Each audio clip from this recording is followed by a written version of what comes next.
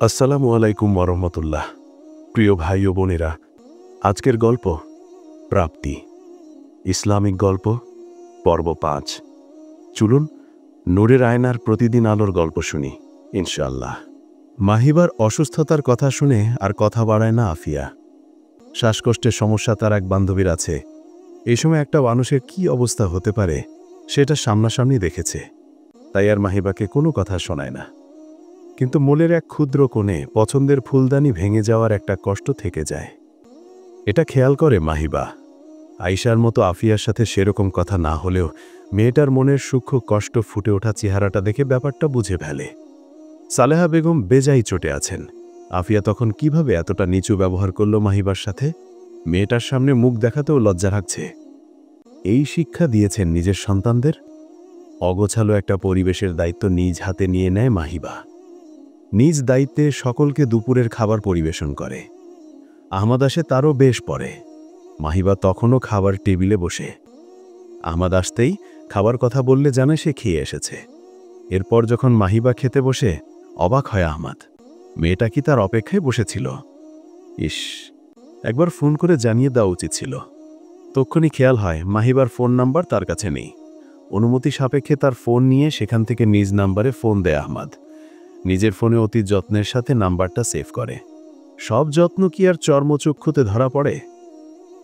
দুপুরের আলস্যে ঘেরা পরিবেশে যখন আহমাদ ঘুমের প্রস্তুতি নিচ্ছে, তখন মাহিবা এসে বসে তার পাশে। মেয়েটাকে দেখে আবার চোখ বন্ধ করে আহমাদ। দুহাতের আঙ্গুল নাড়াচাড়া করতে করতে বেশ খানিকক্ষণ ভাবনায় মশগুল থাকে মাহিবা। ধ্যান ভাঙে এক শীতল কণ্ঠে। আপনার শরীর এখন কেমন? চোখ বন্ধ করে শুয়ে থাকা মানুষটার পানে চায় মাহিবা। বেশ নরম কণ্ঠে উত্তর দেয়, ভালো, আলহামদুলিল্লাহ। এরপর আবার সব নিশ্চুপ। সেই নীরবতার দেয়াল টপকে মাহিবা বলে, একটা কথা বলি? চোখ খোলেন আহমাদ। আরাম লাগছে। বলুন। আইশুর কাছে শুনলাম কাছেই নাকি কোথায় মেলা হচ্ছে। আজকে বিকালে ওদের দুজনকে একটু ঘুরিয়ে আনতে পারবেন? বেশ স্বাভাবিক আবেদন, কিন্তু তৎক্ষণাৎ চোখ খুলতে বাধ্য হলো আহমাদ। তার কাছে আবেদনটা স্বাভাবিক লাগেনি। বিয়ের দুদিন পরে কোনো মেয়ে তার ননদদের ঘুরতে নিয়ে যাওয়ার কথা বলছে, অস্বাভাবিক বটে। কি বললেন? বিস্ময়ের রেশ আহমাদের স্বরে। আফিয়ার মনটা একটু খারাপ। ছোট মানুষ, মেলায় গেলে ভালো লাগবে না বলুন? পুরো ঘটনা না বলেও যেন পরামর্শ চায় মাহিবা। মন খারাপ কেন? আহমাদের সন্দেহী কণ্ঠের বিপরীতে মিথ্যা সাজায় না মাহিবা। আজকে ফুলদানিটা ভেঙে গেল না, ওইটা ওর অনেক পছন্দের ছিল, তাই। আপনাকে কিছু বলেছে? না, তেমন কিছু না। কেমন কিছু এটা আর আহমাদ শোনে না। তার এই বোনকে ভালোই চেনা আছে। কিছু বলাটাই এই মেয়ের জন্য স্বাভাবিক ছিল। বলেনি, তাতে অবশ্য ভালো হয়েছে। চোখ বন্ধ করতে করতে বলে, আজানের পর গুছিয়ে থাকবেন। তাড়াতাড়ি গেলে মাগরিবের আগে চলে আসতে পারবো। কথা শুধরে দিতে মাহিবা বলে, আমি যাব তো। কেন, আপনি কি বুড়ি? মিনমিন করে মাহিবা বলে, ওখানে অনেক মানুষ। তাহলে কাউকে যেতে হবে না। এই না না, যাব আমি। গুড। ঘুমাবেন না, বসে থাকুন। একটু পর আমাকে ডাকবেন। মুখ বাঁকায় মাহিবা। নিজে আরামের ঘুম ঘুমাবে আর ওকে বলছে ঘুমাবেন না। শখ কত! শুতে যেতেই মনে হয় তার বস্তা ভরা বই সাজানো হয়নি। তাড়াতাড়ি বিছানা থেকে নেমে বস্তার কাছে যায়। আহমাদের টেবিল আর বুকশেলফ দেখে ভাবে, এখানে বইগুলো আটবে তো। বই গোছানোর কাজ শেষ হতে হতেই আজানের সময় হয়ে যায়। আহমদকে ডেকে আয়শা আর আফিয়াকে বলতে যায়। আয়শা এক পায়ে রাজি হলেও আফিয়া বেশ ভেবে চিনতে যাওয়ার সম্মতি দিয়েছে। সকলকে নিয়ে মেলার পথে রওনা হলে সে দৃশ্য দেখে চোখ জোড়ান সালেহা বেগম। মাহিবার বুদ্ধি আর চৌকসে খুশি হন সালেহা বেগম। পরিবারের সাথে সম্পর্ক ঠিক রাখতে মেয়েটার কি কসরক। মেলার পরিবেশ সদা সরগরম। একপাশে নাগরদোলার হইচই, আরেক পাশে সারি সারি দোকানের সমাহার। আয়শা নাগরদোলায় উঠতে ভয় পায়, তাই ভাবির হাত ধরেই হেঁটে চলেছে বাধ্য মেয়ের মতো। আফিয়া খুঁজছে কোন দোকানে পছন্দের জিনিস পাওয়া যায়। এর মাঝে আহমাদ চারদিকে সতর্ক দৃষ্টি বুলিয়ে রাখে। হরেক রকমের মানুষের আগমন ঘটে মেলায়। সুযোগ সন্ধানী কেউ যেন তার পরিবারের দিকে ঘেঁষতে না পারে, সেদিকে তার সজাগ দৃষ্টি। তার ডান পাশে হাত ধরে আছে আফিয়া, আর বাম পাশে হাঁটছে মাহিবা। তার হাত ধরে রয়েছে আয়শা।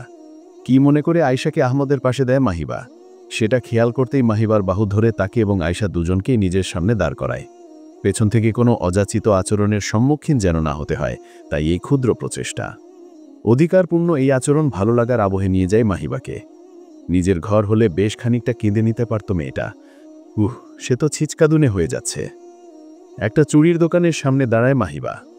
তাকে দেখে বাকিরাও দাঁড়ায়। চিকচিক করতে থাকা এক মুঠো কালো কাচের চুড়ি চোখে লাগে মাহিবার। সেটা নিতে গেলে হাত দেয় আফিয়া। মেয়েটা অবশ্যই দেখেনি মাহিবাও যে ওটা নিতে যাচ্ছিল। তবে কোনো বাকবিতণ্ডা ছাড়া নিজ পছন্দ ছেড়ে দেওয়ার ঘটনা চোখ এড়ায় না আহমাদের। নিজ উদ্যোগে দোকানির কাছে যায়। চাচা, এই ডিজাইনের চুড়ি আর নেই? না, এই ডিজাইন শেষ। অবাক মাহিবার দৃষ্টি এড়িয়ে চুড়ির সমাহারে চোখ বুলায় আহমাদ। এক মুঠো সবুজ চুড়ি হাতে নিয়ে আহমাদ বলে, এটা নিবেন? ভালো লাগছে। পলক ঝাপটায় মাহিবা। এখন কোনো মতে এদের পড়তে দেওয়া যাবে না। এত সুখ লাগছে কেন? কোনো মতে মাথা নাড়ায়। কিন্তু সেই ক্ষণে আফিয়া বলে, না, এই চুড়ি আমার হাতে ভালো লাগছে না, বলেই রেখে দেয় সেই কালো চুড়িগুলো। নিজ হাতের সবুজ চুড়ি সন্তর্পণে রেখে দেয় আহমাদ। মাহিবা তো তার পছন্দের চুড়ি পেয়েই গেল, কিন্তু তাকে অবাক করে দিয়ে মেয়েটার সবুজ চুড়ির মুঠো নিয়ে বলে, আমি এগুলোই নেব। আহমাদের চমকে যাওয়া দৃষ্টি এড়িয়ে নিজ উদ্যোগে আফিয়া এবং আয়শার জন্য চুড়ি বাছাই করে মাহিবা। আফিয়া মনের কোণে সূক্ষ্ম ভালো লাগার সৃষ্টি হয়। না, মেয়েটা অতটাও খারাপ না। ঘুরতে ঘুরতে একটা চাদরের দোকানে যায় সকলে। বিভিন্ন রঙের বিছানার চাদর দিয়ে সাজানো সমগ্র দোকান। একটা গোলাপি চাদরে হাত রাখতেই দোকানদার বলে, খুব ভালো জিনিস আপা, অনেক টেকসই মাল। এই চাদর যে এই পর্যন্ত কতগুলান বিক্রি হইল গুইনা শেষ করা যাইব না। না থামা সেই কথার মানে নিজেকে জর্জরিত না করে একটা জাম রঙের চাদরে হাত দিতেই লোকটা বলে, এইটার কথা আর কি কমু আপা, এত বিক্রি হইছে যে এটাই লাস্ট পিস। মেলার আরো কতদিন বাকি, কিন্তু চাদর শেষ হয়ে যাইতেছে। না পেরে এবার আয়শা বলে, সবই যখন শেষ হয়ে যাচ্ছে তাহলে আপনার দোকান ফাঁকা হয় না কেন? পুরো দোকানই তো ভরা। মুখ চিপে ধরে আফিয়া। এই মেয়ের মুখ দিয়ে কখন নাকি বের হয়। তবে মিটিমিটি হাসি ছেয়ে যায় আহমাদের আদলে। তার এই ছোট বোনটা ভারী দুষ্টু। বিব্রত হাসে দোকানদার। এসব প্রশ্নের উত্তর কি দেওয়া যায় নাকি? এটার দাম কত ভাই? ৩৫০০ টাকা দাম আপা, কিন্তু আপনার জন্য ৩০০০ রাখা যাবে। মাহিবা বেশ চমকে গেল। এই চাদরের দাম কোনোদিন ৯০০ টাকার বেশি নয়। তার আশেপাশে কোনো দাম শোনার আশা করেছিল, কিন্তু এই লোক একেবারে ৩০০০-এ চলে গেছে। একবার ভাবল জিজ্ঞেস করে, কেন ভাই, আমার জন্যে কম কেন? আমি আপনার কোন মার পেটের বইন লাগি? কিন্তু পরক্ষণে রণে ভঙ্গ দিয়ে ফিরতি পথে হাঁটে। পেছন থেকে দোকানদার ডাকলেও আর তাকায় না। আশেপাশে একটা দাম বললেও তো না দর কষাকষি করা যায়, কিন্তু এমন দামে সে কি বলবে? আয়শা বলে, ভাবিমণি, ওইটা নিবে না? মুখ ঝামটা দিয়ে মাহিবা বলে, ৩ বেলা খাবে ঝাঁটার বাড়ি, ও জিনিস এত দাম দিয়ে কিনে কি করব? হাসির রোল পড়ে যায় সকলের মাঝে। বাজে না আফিয়াও। মেয়েটা বেশ মজার মানুষ তো। শাড়ির দোকানের সামনে গেলে আয়শা আবদার করে চুড়ির সাথে মিলিয়ে শাড়ি কেনার জন্য, কিন্তু মাহিবা বলে, এসব শাড়ির রং একবার ধুলেই ফ্যাকাশে হয়ে যায়, তাই না আফিয়া? আফিয়ার দিকে সম্মতির দৃষ্টিতে চাইতেই মাথা নাড়ায় আফিয়া। একবার টুকটুকে লাল রঙের একটা শাড়ি মেলা থেকে কিনে কি ফাঁসারটাই না ফেসেছিল। একবার ধুলেই সে রং একেবারে গোলাপি হয়ে গেল। আমরা আরেক সময় কোনো ভালো দোকান থেকে শাড়ি কিনব, ঠিক আছে সোনা? মায়াময় কথায় গলে যায় আয়শা। ভাবিমণিটা এত মায়া কেন? আহমদ দেখতে থাকে এক হাতে পরিস্থিতি সামলে নিতে থাকা মেয়েটাকে। আফিয়ার সাথে ভাব জমানোর চেষ্টাটা চোখ এড়ায় না আহমদের। ভালো লাগা খেলে যায় মন জমিনে। মেয়েটার মন মানসিকতা ভালো। আফিয়ার উদ্দেশ্যে মাহিবা বলে, আফিয়া, এখানে সুন্দর সুন্দর মাটির ফুলদানি পাওয়া যায়, তুমি কি একটা নিবে? পলকবিহীন মেয়েটার দিকে চেয়ে থাকে আফিয়া। অন্য কেউ হলে দুপুরের ব্যবহারের পরে তার সাথে কথা বলতো নিশ্চয়, কিন্তু মাহিবার ব্যবহার তার শক্ত মনে কোমল আঘাত হানে। বেশ বেছে বেছে একটা ফুলদানি কেনে আফিয়া। মাহিবা দাম দিতে চাইলে আহমদ বলে, নিজে থেকে কাউকে কিছু দিলে দিবেন, কিন্তু যখন আমি সাথে থাকব সেই দায়িত্বটা আমার হবে, এটুকু সামর্থ্য আমার আছে। প্রত্যেক পদে পদে লোকটার আত্মসম্মানের পরিচয় পায় মেয়েটা। অভিভূত হয়, দোয়া করে। পরিচিত কাউকে দেখে সেদিকে পা বাড়ায় আহমদ। মেয়ে ৩ জনকে রেখে যায় কম কোলাহলপূর্ণ একটা জায়গায়। আফিয়ার মাথার আবরণ তার দেহের ভাঁজ পুরোপুরি ঢাকতে পারেনি। সদ্য যৌবনে পা দেওয়া মেয়েটার উপস্থিতি চারপাশের কিছু উচ্ছৃঙ্খল ছেলের নজর কেড়ে নেয়। কয়েক হাত দূরে দাঁড়ানো একটা দল ছেলে অশালীন ভঙ্গিতে তাকিয়ে আছে, নিজেদের মধ্যে হাসাহাসি করছে। মাহিবা বিষয়টা বুঝতে পারে এবং সতর্ক দৃষ্টি রাখে মেয়ে দুটির দিকে। কিন্তু ছেলেগুলো ধীরে ধীরে সীমা ছাড়ানো মন্তব্য শুরু করে। সবটা শোনেনি আহমদ, তবে ফিরতি পথে ধরতে শেষ কথাটা কানে আসে আমাদের। চোয়াল শক্ত করে ছেলেগুলোর দিকে তীক্ষ্ণ দৃষ্টি দিতেই ভয় পেয়ে দ্রুত সরে যায় কলেজ পড়ুয়া দলটি। আয়শা কিছুই বুঝতে পারেনি, তবে মাহিবার কানে বাজতে থাকে সেই অসভ্য কথাগুলো। আফিয়া অবশ্য নির্বেরাগ। পথ চলতে গেলে এমন কত কথা শুনতে হয়, এদের গুনলে চলবে কেন? অগোছালো মেজাজ নিয়ে আফিয়ার দিকে দৃষ্টি দিলে তাকে নির্বিকার দেখতে পায় মাহিবা। খানিকটা অবাকি হয় সে। কোনো মেয়েকে এমন মন্তব্য করা হলে তার একটু মেজাজ খারাপ হওয়া তো স্বাভাবিক। যেখানে তার নিজেরই রাগ হচ্ছে সেখানে মেয়েটা এত শান্ত কিভাবে? তবে এখানে একটা বিষয় লক্ষণীয়, ছেলেদের দলটা তাকে খালাম্মা ডেকে গেছে এবং এই বিষয়টা নিয়েই ভাবতে বসেছে আফিয়া। বোনের প্রতি অযাচিত বাক্যবান রোধ করতে না পেরে বেশ অপরাধবোধে ভোগে আহমদ। সন্ধ্যার আগমনে বাড়ির রাস্তা ধরে, তবে যাওয়ার পথে মেলার প্রান্তে এসে মাহিবার ডাকে থামতে হয় তাকে। কি হয়েছে? একটু চানাচুর মাখা নিতাম। বিরক্তি প্রকাশ পায় আহমদের আদলে। এসব জিনিস কেউ খায় নাকি? আশ্চর্য। মিনমিন করে মাহিবা বলে, একটু খেলে কিছু হয় না, একটু খেলেই এঘর ওঘর দৌড়াদৌড়ি করা লাগবে। প্রচ্ছন্ন ইঙ্গিত বেশ বুঝতে পারে মাহিবা। আয়শার দিকে অসহায় দৃষ্টি নিক্ষেপ করতেই ছোট্ট মেয়েটা ভাইকে উদ্দেশ্য করে বলে, দাদা ভাই, দাও না একটু কিনে। আজকে দৌড়াদৌড়ি করতে হলে আর তো চাইবে না বলো? কথা বাড়ে না আহমদ। এমনিতেই তার এখানে থাকতে আর মন টিকছে না, তার উপরে সন্ধ্যা ঘনিয়ে আসছে। বেশ খানিকটা চানাচুর মাখা কিনে মাহিবার হাতে দিতেই আবরণের আড়ালে তার ছোট হয়ে আসা চোখজোড়া নজরে বিধে। যেগুলো দৃষ্টিপাত করেছিল তার দিকেই দৃষ্টি মেলায় না আহমদ। এক অদ্ভুত জড়তা ঘিরে ধরে তাকে। দ্রুত রাস্তার দিকে যায়। নামাজ পড়েই আসর জনিয়েছে মাহিবা। আয়শাকে ডাকতে হয়নি, সে তো ভাবিমনির আঁচল ধরেই ঘোরে। তবে আফিয়াকে ডাকলে সেও বারণ করেনি। আজ মাহিবার উপরে তার একটা ইতিবাচক মনোভাব তৈরি হয়েছে। নিয়ে আসা চানাচুর মাখার সাথে মুড়ি মাখিয়ে সন্ধ্যার নাস্তা তৈরি করে ফেলে মাহিবা। শাশুড়ির সামনে নিয়ে যেতেই মহিলা বাচ্চাদের মতো খুশি হয়ে ওঠেন। চোখে হাসি হাসি ভাব নিয়ে বলেন, জানিস, তোর শ্বশুর থাকতে মেলায় গেলেই চানাচুর মাখা কিনতাম। লোকটা গেল, সাথে আমার সব শখ আহ্লাদও নিয়ে গেল। শেষের দিকে গলার কাপড় টের পায় আফিয়া, মাহিবা। শাশুড়ির জন্য মূলত এই জিনিসটা কিনে আনা। সেদিন ঝাল জিনিসের প্রতি তার আগ্রহ খেয়াল করেছে মাহিবা। আজ সেই ভাবনা থেকেই খাবার নিয়ে আসা। তবে মাহিবার এসব খাবার তেমন পছন্দ না, তাই সে খাওয়ার থেকে বেশি মনোযোগ দিল শাশুড়ির সাথে আলাপে।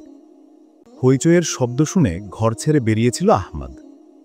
মায়ের ঘরের সামনে আসতেই ভেতরের মনোরম দৃশ্য দেখে চোখ জুড়ায় ছেলেটা।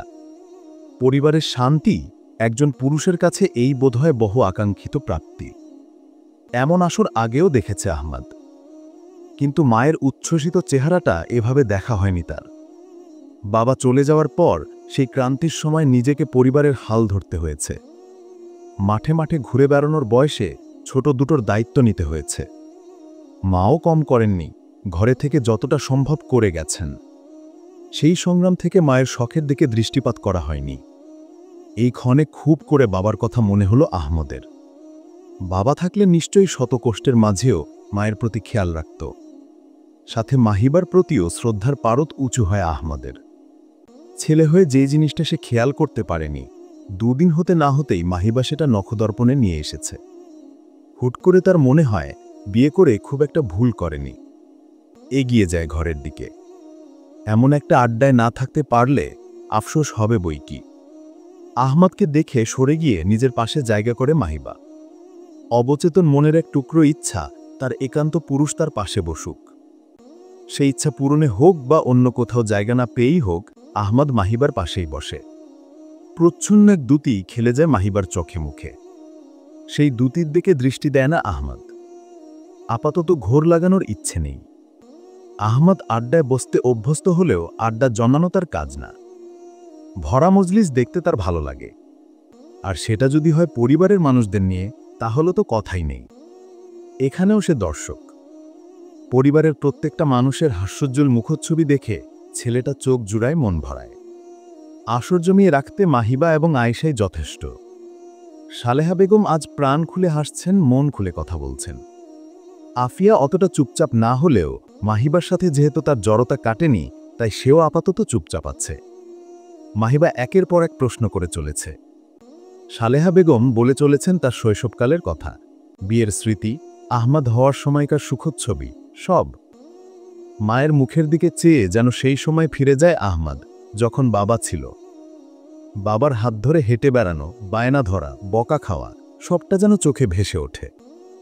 এক পর্যায়ে সালেহা বেগম আলমারিতে থাকা স্বামীর ছবি এনে দেখান মাহিবাকে। পরিচয় করিয়ে দেন বাড়ির সাবেক কর্তা আশরাফ ইয়াসিরের সাথে। মুহূর্তেই যেন পরিবেশটা ভারী হয়ে ওঠে। আয়েশা উৎসুক চোখে চেয়ে থাকে ছবির পানে।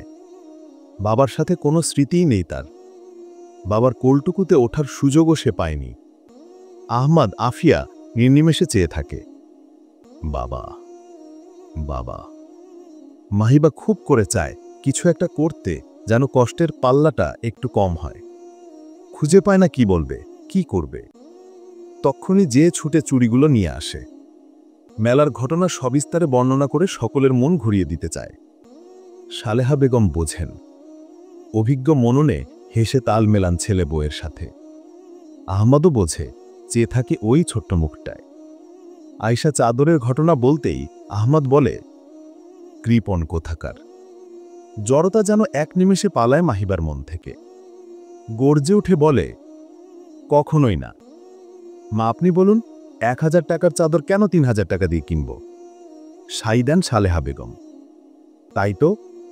মুখ ঘুরিয়ে আহমদের দিকে তাকিয়ে মাহিবা বলে, এটাকে কৃপণ বলে না, মিতব্যয়ী বলে, বুঝেছেন? ছেলে যে তার একটু একটু করে বউয়ের কাছে বাধা পড়ছে, বোঝেন সালেহা বেগম।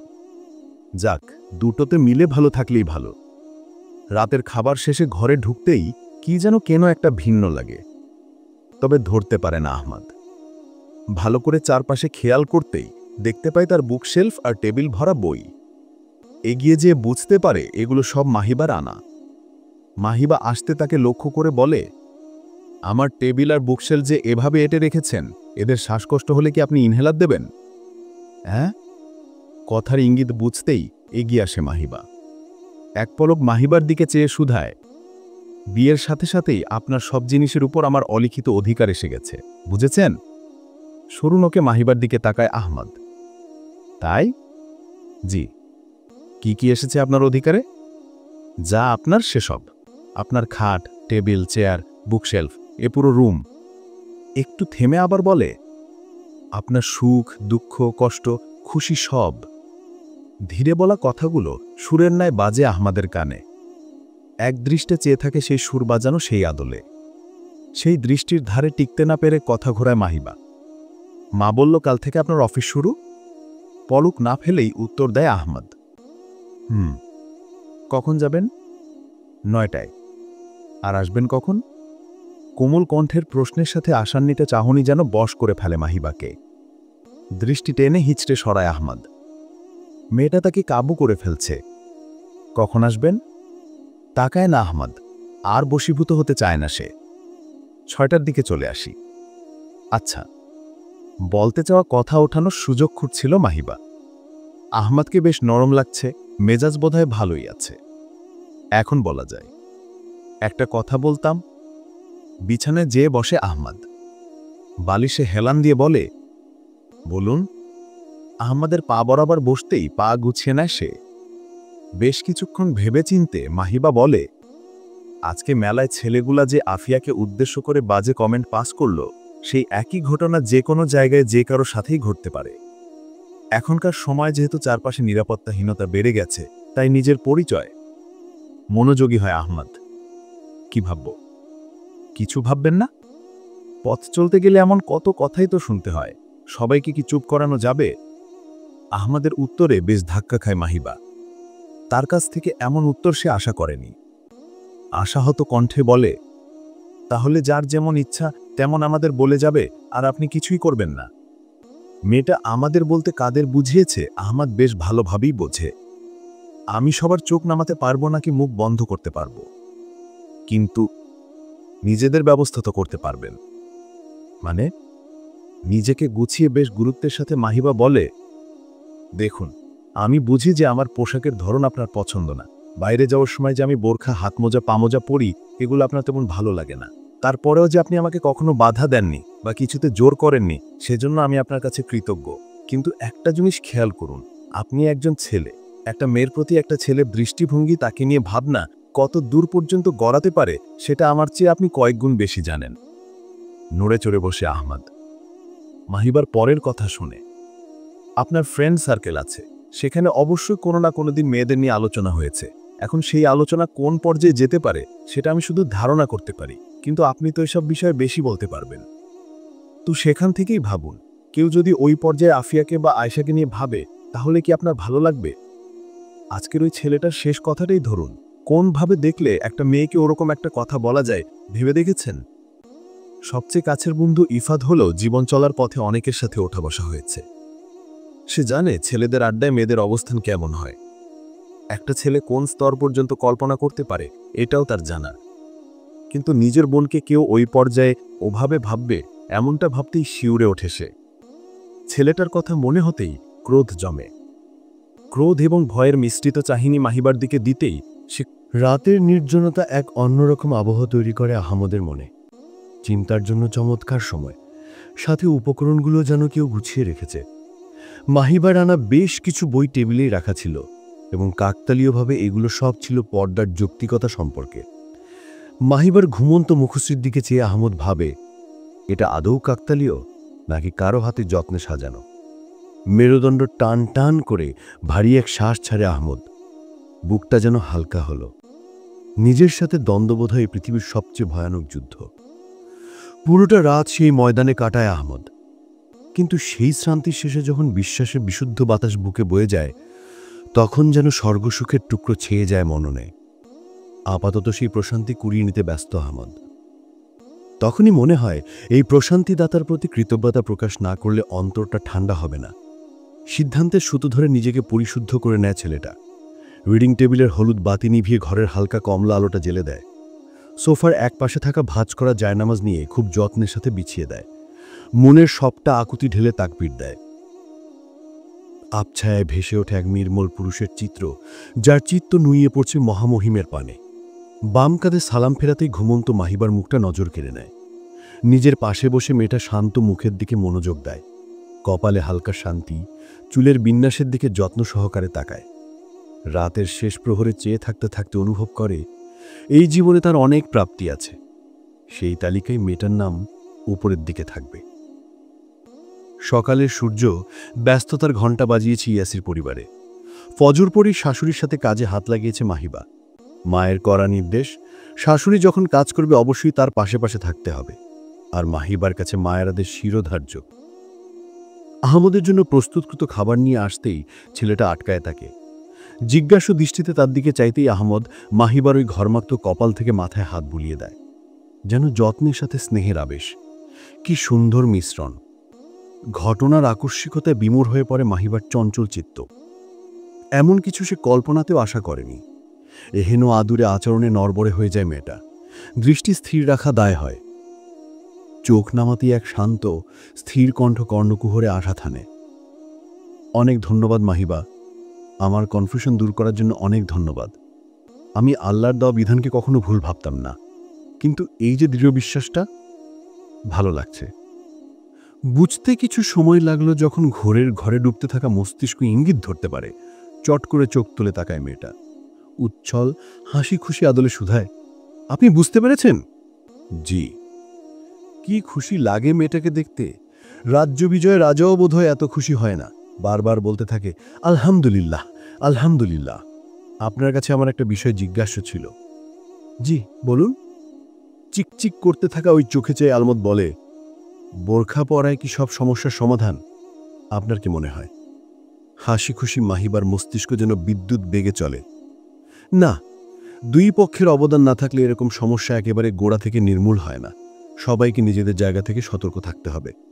আর একটা কথা কি জানেন, ওষুধ খেলেই যে রোগ সেরে যায় এমন না। কিন্তু রোগ হলে কি আমরা ওই নেতিবাচক সম্ভাবনা ধরে বসে থাকি? বরঞ্চ যত তাড়াতাড়ি পারি ডাক্তারের কাছে দৌড়াই। এখানে আমাদের ভূমিকা প্রতিরোধ গড়ে তোলার মতো। এরপরেও বিপদ আসতে পারে, কিন্তু তখন অন্তত আমরা নিজেদের বিষয়ে সাফাই দিতে পারি যে আমরা চেষ্টা করেছিলাম।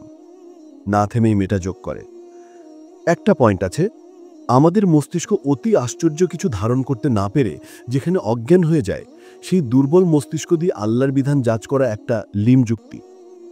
বেশ প্রসন্ন দেখায় আহমদকে। উত্তরটা দারুণ ছিল।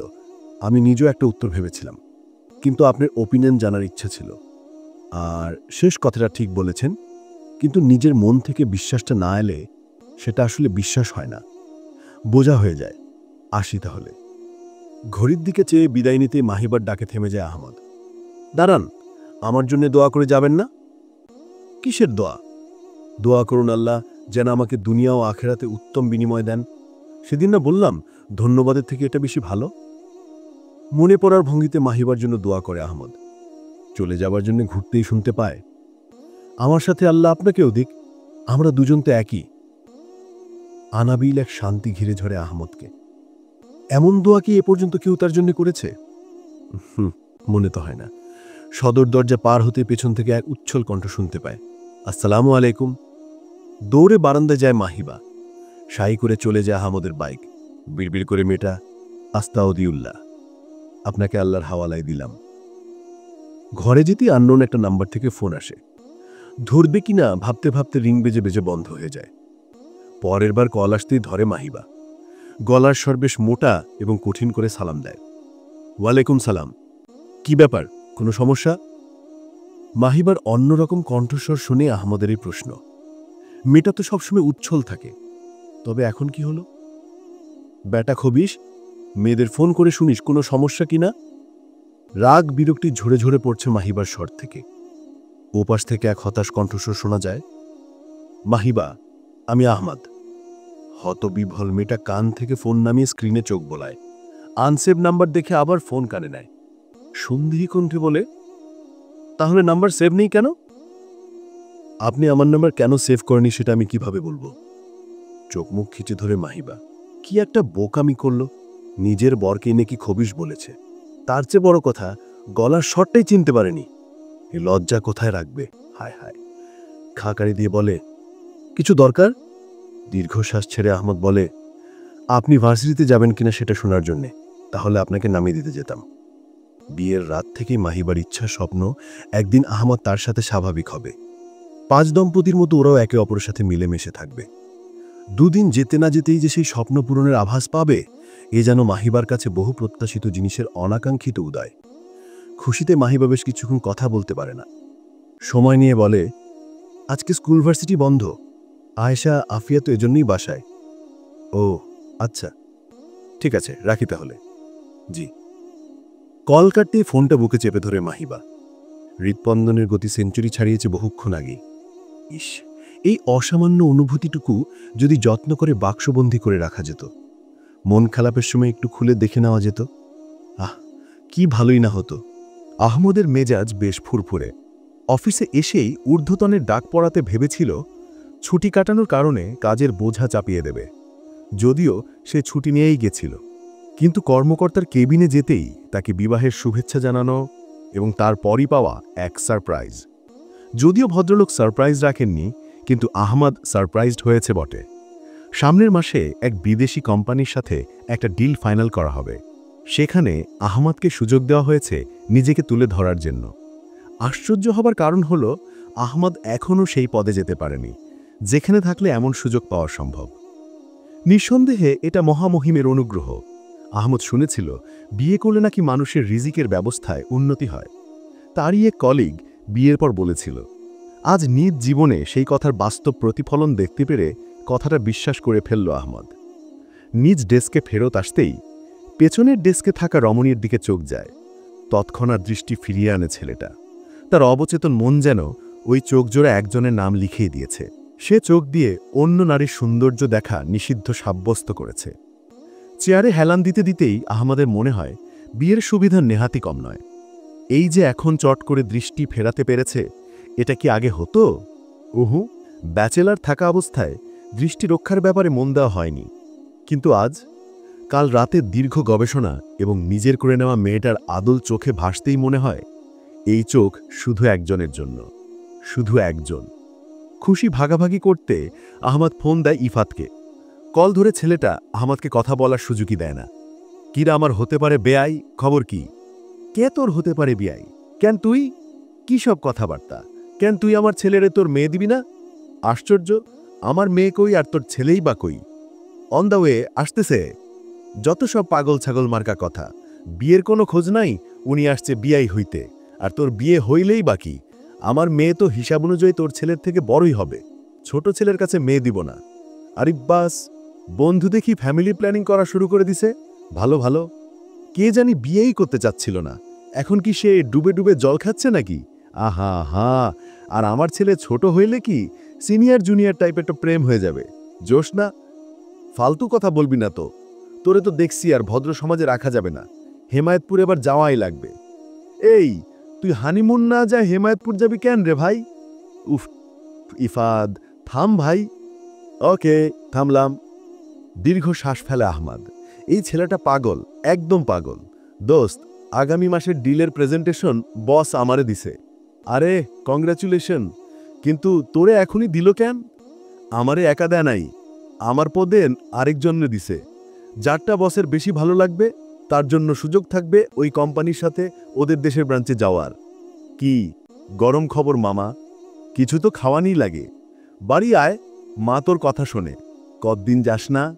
আরে তোর বাড়ি একটা মহিলা ডেরা হয়ে গেছে, ওখানে যাওয়া এখন একটা ডেঞ্জারাস ব্যাপার সেপার। আর সবচেয়ে ডেঞ্জারাস ওই কুটিটা।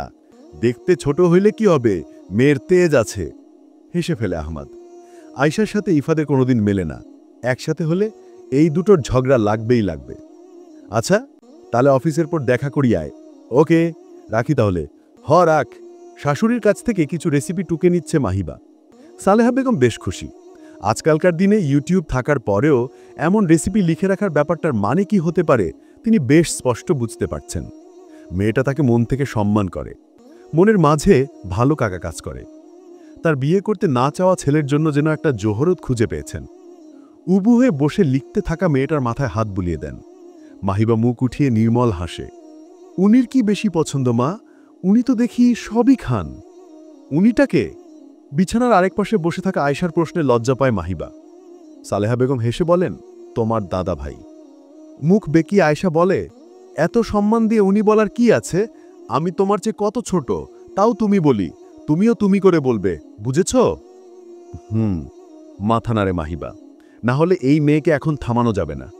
হাসি মুখেই সালেহা বেগম বলেন, আহমদ সব খাবারই টুকটাক খায়, তবে মিষ্টি জাতীয় জিনিস ওর বেশি পছন্দ। তাই আমারও মিষ্টি জিনিস বেশি পছন্দ। তাহলে একটা মিষ্টি রেসিপি বলুন মা। উচ্ছল কণ্ঠের বিপরীতে আরেকটা রেসিপি বলে দেন সালেহা বেগম। মাহিবা নিজ ঘরে যেতেই মায়ের কোলে উঠে আয়শা বলে, ভাবিমণিটা কি ভালো আম্মু, তাই না? মেয়েকে বুকে জড়িয়ে নেন সালেহা বেগম। প্রশান্ত কণ্ঠে বলেন, হ্যাঁ মাশাআল্লাহ। এটা বলবে কেন? কোনো জিনিস ভালো লাগলে এটা বলতে হয়, না হলে নজর লেগে সেই জিনিসের ক্ষতি হতে পারে। তাই? তাহলে তো সারাদিন বলেই যেতে হবে, ভাবিমণিকে তো আমার সবসময় ভালো লাগে। শব্দ করে হেসে ফেলেন সালেহা বেগম। হাস্যোজ্জ্বল মায়ের কোল থেকে তড়াক করে লাফ দিয়ে নামে আয়শা। আমি যাই, ভাবিমণি বলেছিল আমাকে পুতুল বানিয়ে দিবে। মাহিবা ঘরের সামনে যেয়ে উচ্চকণ্ঠে আয়শা বলে, ভাবিমণি আসি। আসো। আয়শাকে এই কাজে অভ্যস্ত করে ফেলেছে মাহিবা। মেয়েটা ভাবিমণির ফ্যান বলে কথা। লাফিয়ে ঝাঁপিয়ে মাহিবার কাছে যে আয়শা বলে, আমাকে না পুতুল বানিয়ে দিতে চাইলে দাও, এখন দেই। ও হ্যাঁ, আসো দেই। আলমারিতে থাকা কাপড়গুলোর মাঝ থেকে বেশ পুরাতন একটা ওড়না বের করা মাহিবা। ভাঁজ করে করে ভাঁজের মাঝে একটা কাঠি গুজে দেয়। কাঠির নিচে সুতো দিয়ে বেশ করে বেঁধে দেয়। এই জিনিসটার উপরে আরেকটা রঙিন ওড়না কেটে শাড়ির মতো পরিয়ে দিয়ে পুতুলের কাঠামোটা আয়শার হাতে দেয়। নতুন ধরনের একটা খেলনা পেয়ে কি খুশি হয় মেয়েটা। শোনো, এরপর একটা নতুন জুতার বাক্স দিয়ে আমরা এই পুতুলের বাড়ি বানাবো, ঠিক আছে? এরপর ওর বর বানাবো, ছেলে মেয়ে বানাবো, ওকে? প্রফুল্ল কণ্ঠে আয়শা বলে, ওকে। তখনই মেয়েটার চোখ যায় আলমারির খোলা পাল্লার এক প্রান্তে। ওইটা কি ভাবিমণি? ইশারাকৃত জিনিসটা দেখতেই ওটা বের করে মাহিবা। জিনিসটা ধরে সামনে আনতেই তার গায়ে লেখা দেখা যায়, ইশিকা। ইশিকা? তোমার ওই যে বেস্টু না? নামটার উপর হাত বুলিয়ে মলিন হাসে মাহিবা। আমার বেস্টু। এইটা কি? এইটা একটা ব্যাংক, ইশিকার ব্যাংক। তোমার কাছে কেন? এখানে আমি ওর নামে টাকা জমাই। কি বলো? বুঝি না। এই ব্যাংকে আমি প্রতিদিন অল্প কিছু হলেও টাকা জমাই, তারপর অনেক টাকা জমলে সেগুলো কোনো জায়গায় দান করে দেই, আর এই পুরোটা করি ইশিকার নামে। নেকিগুলো যেন ও পায়, আল্লাহ যেন ওকে ক্ষমা করে শাস্তি মাফ করে দেন। সব নেকি দিয়ে দিলে তুমি কি নিবে? আমি এখন বেঁচে আছি, নামাজ পড়তে পারি, কোরআন পড়তে পারি, ভালো কাজ করতে পারি, নিজের নেকি গোছানোর সুযোগ আছে, কিন্তু ও তো এখন কিছুই করতে পারে না। ওর জন্য যেটুকু আমরা পাঠাবো সেটুকুই ওর লাভ। খুব মনোযোগ দিয়ে শোনে আয়শা। কি কি করলে সওয়াব পাওয়া যায় ভাবিমণি? যে কোনো ভালো কাজ করলে সওয়াব পাওয়া যায়। এই যেমন তুমি আমার সাথে সুন্দর করে কথা বলছো, এটা ভালো কাজ। মায়ের সাথে সুন্দর করে কথা বললে সেটা আরও ভালো কাজ। তারপর নামাজ পড়া, কোরআন পড়া, এসব নিয়মকানুন তো আছেই। এই কাজও সওয়াব পাওয়া যায়? আমি তো ভাবতাম শুধু নামাজ পড়লে আর রোজা রাখলে সওয়াব পাওয়া যায়। না, সব ভালো কাজের বিনিময়ে আল্লাহ দিবেন, সেটা যত ছোটই হোক না কেন। আচ্ছা ভাবিমণি, আমার বাবাও তো মারা গেছে, তাহলে কি বাবার জন্য এমন একটা ব্যাংক বানাবো যেন বাবাও সব পায়, ভালো থাকে? বানাবে? বানালে তো খুব ভালো হয়। আসো আমি বানিয়ে দেই। প্রস্তাব উত্থাপিত হতে না হতেই সেটা গৃহীত হয়ে যায়। খুব উৎসাহের সাথে পুরাতন একটা মোবাইলের বাক্স দিয়ে একটা ব্যাংক বানায় মাহিবা। রঙিন কাগজ দিয়ে চারপাশ মুড়ে দেয়, উপরে চিকন চার কোণা একটা ছিদ্র করে। বাক্সটার একপাশে বড় করে লিখে দেয় বাবা। বাক্সটা হাতে নিয়ে একভাবে চেয়ে থাকে আয়শা। আচ্ছা, এই বাক্সটা যদি জাদুর বাক্স হতো, হাত দিলেই যদি বাবাকে পাওয়া যেত? মায়ের আলমারির এক কোণায় খুব যত্নে রেখে দেয় জিনিসটাকে। প্রিয় ভাই ও বোনেরা, গল্পটি কেমন লেগেছে? যদি ভালো লেগে থাকে একটি লাইক দিন এবং পাশাপাশি চ্যানেলটি সাবস্ক্রাইব করে আমাদের পাশে থাকুন। চোখ রাখুন মুরের আয়না চ্যানেলে। পরবর্তী পর্ব খুব শীঘ্রই আসছে। আল্লাহ হাফেজ।